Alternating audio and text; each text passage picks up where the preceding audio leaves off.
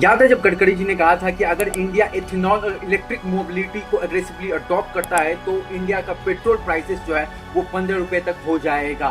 लेकिन रियलिटी आज क्या है? आज पेट्रोल प्राइस जो है वो 100 रुपए के पार जा चुका है। और अब जब पुराने स्टेटमेंट्स वायरल हो रहे हैं मंत्री जी के, तो क्लैरिफिकेशन दिया जा रहा है कि उन्होंने ऐसा कुछ नहीं कहा था जैसे सोशल मीडिया पे सर्कुलेट किया जा रहा है। लेकिन सवाल तो ये है, अगर पब्लिक ने ये बात गलत समझा था उस वक्त, तो क्या आपकी यह जिम्मेदारी नहीं थी कि इस कंफ्यूजन को क्लियर कर देते उसी वक्त? और सिर्फ फ्यूल ही नहीं, गडकरी जी ने यह भी कहा था कि भारत का रोड इंफ्रास्ट्रक्चर अमेरिका के लेवल का बन जाएगा, वो भी विद इन 2 इयर्स। हाँ, एक्सप्रेसवे और हाईवे पर काफी काम हुआ है, नो डाउट, और उतना ही करप्शन पे भी काम हुआ है, तभी तो हमें इस तरीके के एग्जाम्पल देखने को मिलते हैं। मैं आप लोगों से एक सवाल पूछता हूं, अगर आप अपने सिटी के रोड्स को देखते हैं तो क्या आपको लगता है कि ये यूएस लेवल का इंफ्रास्ट्रक्चर बन गया है? पहले मैं मंत्री जी को बहुत ही कर्मठ, रिजल्ट ओरिएंटेड और एक विजनरी लीडर के रूप में देखता था। हाँ, विजनरी तो है, तभी तो निखिल गडकरी जो है वो ऑलमोस्ट बिलियनियर बन चुके हैं। और सुना है कि निखिल गडकरी जो है वो मंत्री जी के शायद बेटे हैं। पहले मुझे ऐसा लगता था कि फेंकने में जो है वो कोई भी हमारे यशस्वी जी को पीछे नहीं कर सकता है, लेकिन मैं गलत था। सबसे इंटरेस्टिंग बात तो यह है कि इतने कंट्रोवर्सी, इतने एलिगेशंस के बावजूद भी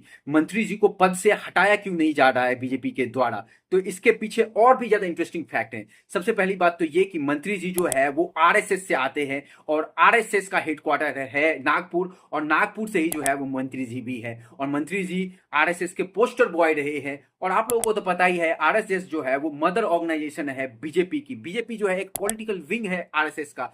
तो आरएसएस कैसे हटा सकती है अपने ही पोस्टर पर? अपने ही बच्चे को कैसे हटा देगी?